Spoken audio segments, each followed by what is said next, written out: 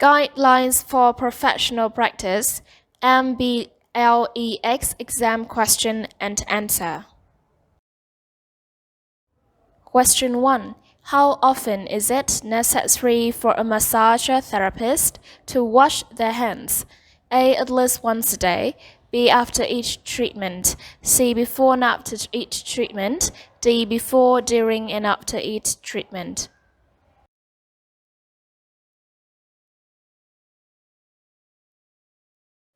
Answer C. Explanation. The purpose of washing hands prior to a treatment is to prevent contamination of the client. The purpose of washing hands after a treatment is to prevent contamination of the environment. Washing hands both prior and after treatment is necessary for proper cleanliness. Question 2. The wearing of protective gear like medical gloves, finger coats, and good clothes refers to which of the following? A. Universal precautions. B. Ethics. C. Client safety. D. Soap.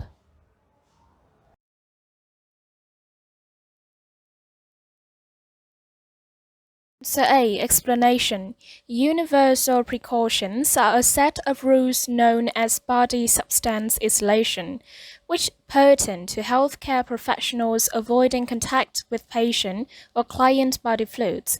These rules protect the practitioner from blood-borne and airborne pathogens.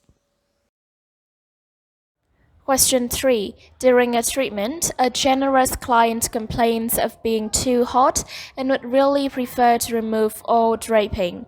How should the massage therapist respond to this situation? A. Remove all draping and continue the massage. B. Ignore the request and continue the massage. C. Minimize cover while draping the private areas. D. Terminate the treatment for sexual suggestion.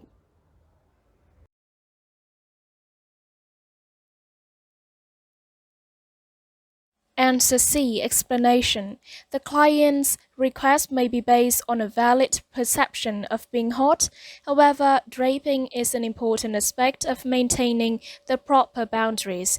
Adjusting the draping to minimize coverage while maintaining modesty is clearly the best option. Question 4. Maintaining a therapeutic relationship with a client is very important. Which of the following should not be relied upon to resolve the relationship dynamic? A. Intuition. B. Boundaries. C. Ethics. D. Framework.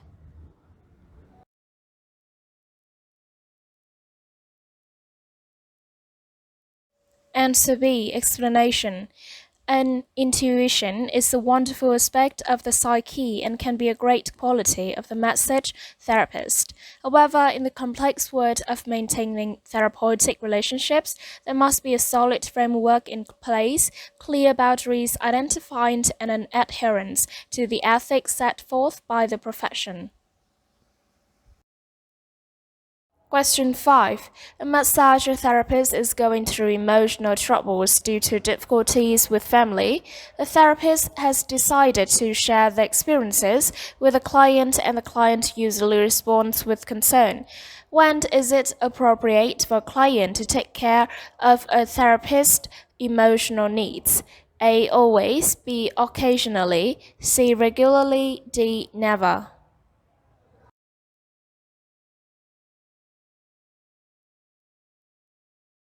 Answer D. Explanation. The professional role of a massage therapist requires them to be fully present for the client's needs and not the other way around.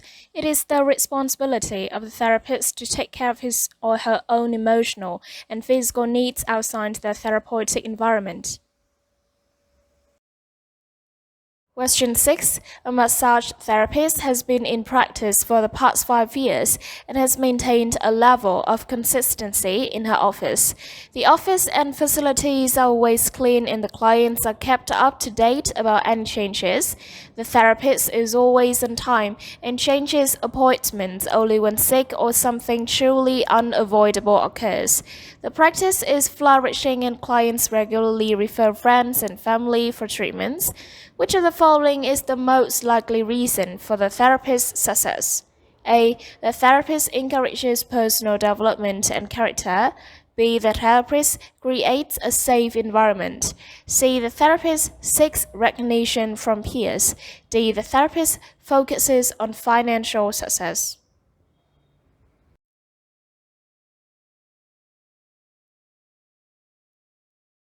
Answer B. Explanation. A therapist has excelled at keeping the office experience and treatment sessions consistent, reliable, detailed, and focused, and in doing so has created a safe environment for the client. When clients feel safe, a practice will flourish. Question 7. Which of the following is the number one ethical standard of providing massage therapy? A. Do not harm. B. Always look your best. C. The well-being of the client. D. Present a warm attitude.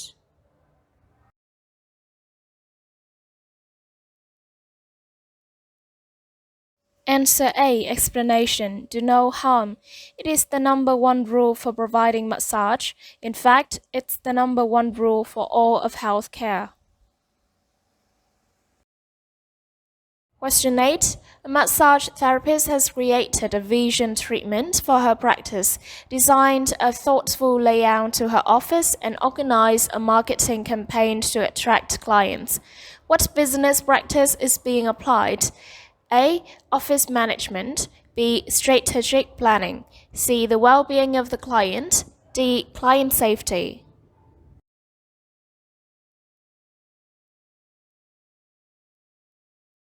Answer B. Explanation. Strategic planning outlines the long-term goals of a business. These goals include a vision statement, a mission statement, values or framework, and a strategy for realizing the vision and mission goals. Question 9. There are several methods a massage therapist can use to assess a client. A therapist can ask questions, create a detailed intake, and the therapist can provide a postural assessment. What is the most viable skill a massage therapist possesses? A. An intuitive healing nature. B. The ability to feel with the hands. C. A strong desire to help others. D. To provide positive energy.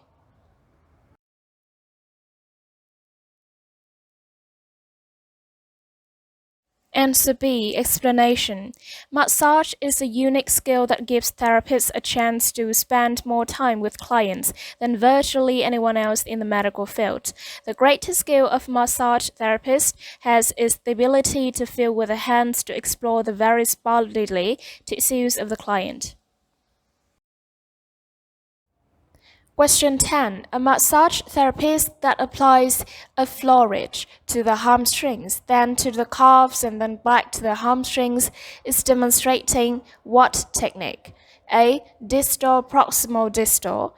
B. Regional local regional. C. Proximal distal proximal. D. Local regional local.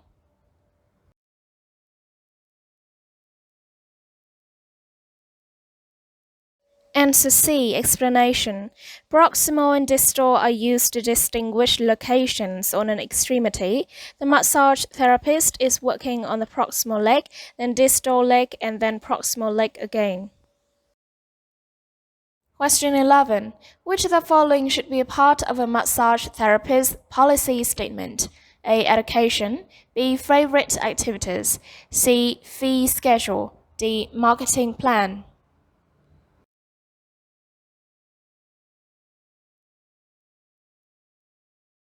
Answer C. Explanation. A policy statement represents the details and intentions of the practitioner and what is expected from the client in the therapeutic environment. The fee schedule is important to clarify any misunderstandings about payment and is just one facet of a policy statement. Question 12. A massage therapist has created a great side business of selling supplements and therapy aids to her clients. What ethical advantage is the massage therapist using to increase profits? A. Power differential. B. Proprietary knowledge. C. Marketing. D. Scope of practice.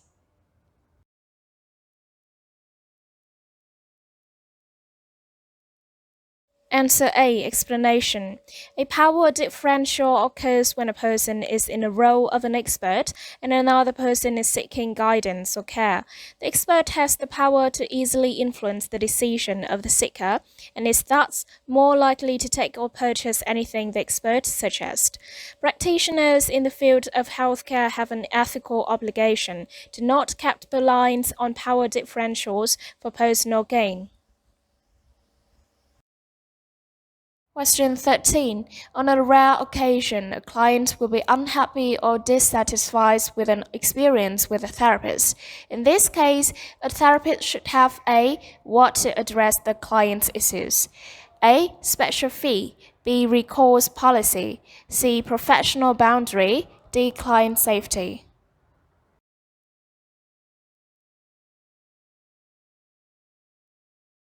Answer B. Explanation. The purpose of a recourse policy is to act as a guideline for addressing client issues. The recourse policy could be a refund or offering of a complimentary massage in the event of an unsatisfactory experience. Question 14. A massage therapist who is providing an intake to uncover the treatment desires of a client is performing A. An informed consent. B. A needs assessment. C. A treatment plan. D. An appointment policy.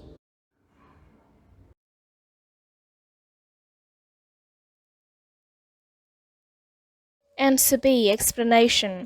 A client with a specific goal in mind requires the massage therapist to perform a needs assessment of the client before a treatment plan can be created.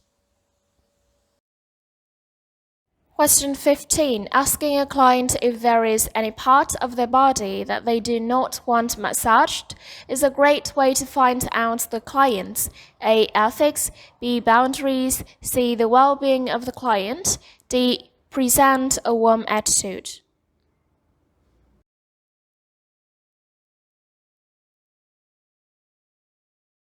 Answer B. Explanation. The best way to discover a client's boundaries is to ask them directly, what music do they prefer? Which do they like better, lotion or oil? Do you like the heat on the table? And more are all great questions to define the boundaries within the therapeutic environment. Question 16. When a massage therapist is petitioning a governing body of one state to accept a massage license from another state, the therapist is seeking A. Open-ended, B. Free range, C. Zoning, D. Reciprocity.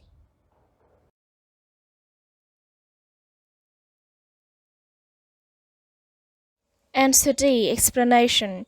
The massage therapist is seeking reciprocity, or the portability of the license from one state to another. Reciprocity is often decided on a case-by-case basis, and therefore the massage therapist must contact the licensing board of each state to determine if reciprocity is accepted.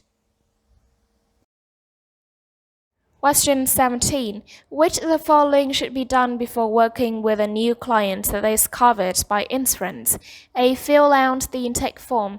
B. Ask about their family life. C. Create a treatment plan. D. Bill the insurance company.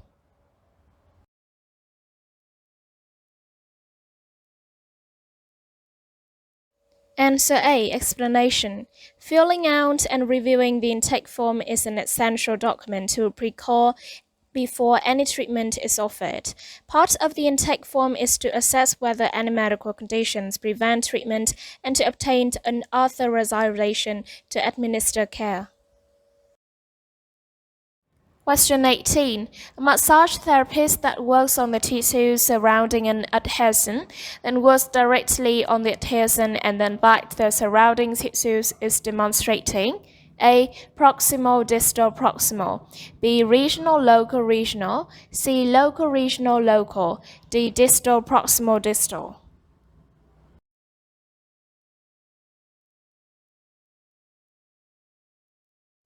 Answer B. Explanation. The massage therapist is first working on the regional tissue, then the local tissue, and then back to the regional tissue. Question 19. A client refuses to fill out the intake form. You should A. Ask the question on the form during the massage. B. Not use the form. C. Ask the client the questions while explaining the massage procedure. D. Not give the massage.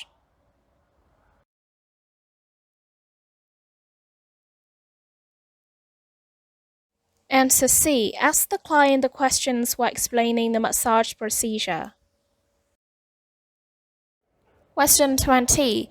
Which of the following is a violation of confidentiality? A. Approaching and speaking to a client in a restaurant. B. Maintaining client records. C. Speaking to client's chiropractor with client's permission. D. Asking the client questions about work.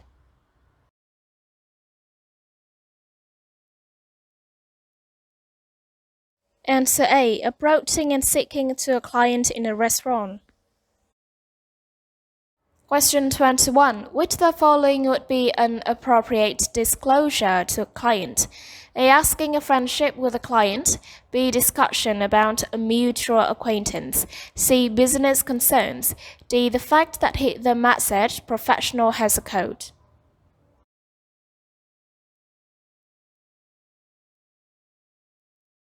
Answer D.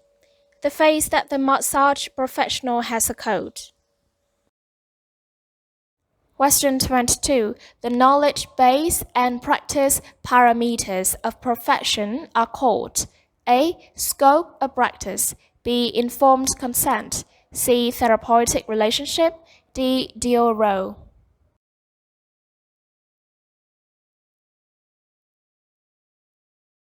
Answer A. Explanation. The scope of practice is limited to that which of the law allows for specific education and experience and specific demonstrated competency. Each jurisdiction has laws, licensing bodies, and regulations that describe requirements for education and training and define scope of practice. Question 23. Why is proper draping an important part of good professional ethics? A. It makes it easier to deal with difficult clients. B. It ensures your client's privacy and comfort. C. It promotes oil lotion absorption. D. It is an important marketing tool.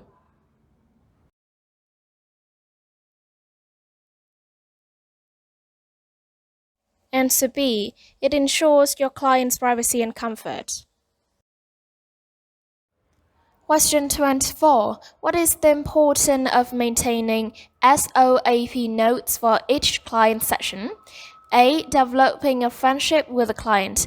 B. To monitor the progress of the client. C. The well-being of the client. D. It promotes a high standard in our profession.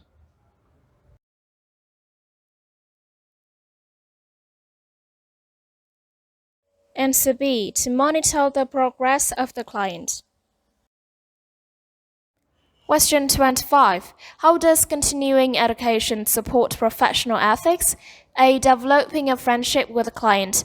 B. It tests one's commitment to massage therapy. C. It promotes a higher standard in our profession. D. It promotes one's business.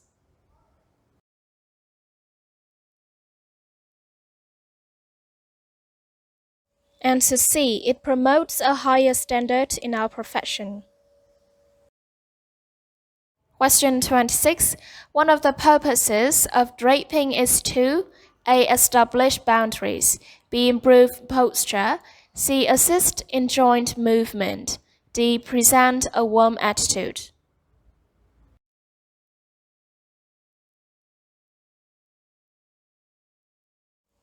Answer A. Establish boundaries. Question 27. Which of the following may not be important for the therapist to determine in the initial visit? A. Client have children. B. Client is pregnant. C. Client wear contact lenses. D. Client have never had a massage before.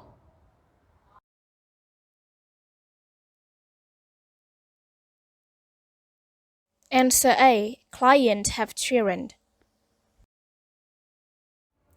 Question 28. When a client mentions during a session that he is considering suicide, the massage practitioner should A. Refer to a mental health care professional, B. Schedule treatment for the next time, C. Maintain confidentiality at all costs, D. Counsel the client to not take life so seriously.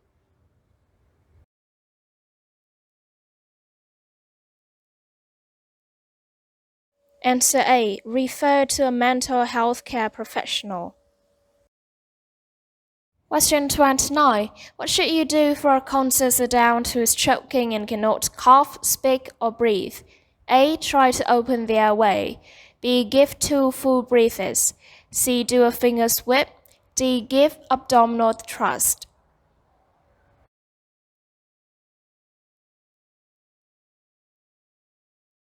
Answer D. Explanation. Abdominal thrust, also known as the Heimlich maneuver, can dislodge foreign bodies from the airway. Performing abdominal thrust involves a rescuer standing behind a patient and using his or her hands to exert pressure on the bottom of the diagram. This compresses the lungs and exerts pressure on any object lodged in the catheter. Question 30. If a client asks you to squeeze a black cat, what should you do? A. Do so because it is requested. B. Refuse due to hygiene. C. Charge more for that service. D, B, and C.